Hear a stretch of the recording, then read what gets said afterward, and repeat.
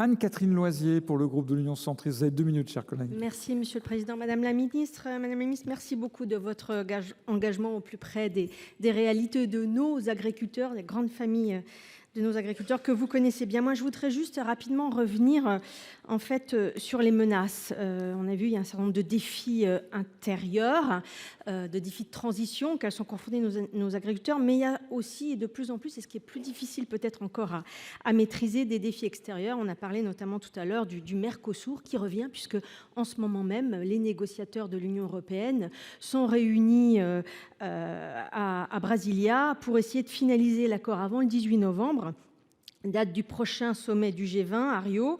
Et les signaux en faveur de cette conclusion se multiplient ces derniers jours. La Commission a en effet annoncé le report de l'application du règlement qui vise à lutter contre la déforestation importée, et nous le savons, qui était initialement prévu en décembre et qui, nous le savons donc, était un des principaux points de blocage dans les discussions avec le Mercosur.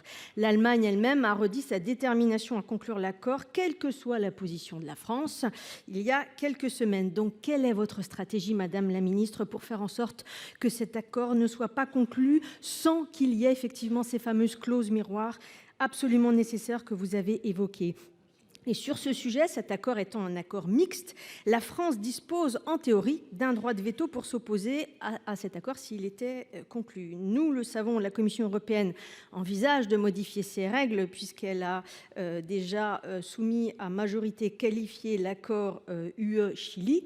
Donc là aussi, comment la France, comment le gouvernement français envisage de répondre à cette menace sur son droit de veto? Et enfin, dernier point de menace grandissante, ce sont bien sûr les centrales d'achat à l'étranger qui continuent à grossir. On l'a vu ces dernières semaines avec Everest. Pouvez-vous nous confirmer, Madame la Ministre, que vous serez toujours aussi déterminée, quitte à sanctionner les entreprises qui ne respecteraient pas les lois Egalim et donc qui n'appliqueraient pas les lois Egalim aux produits commercialisés sur le sol français? Merci, chers collègues.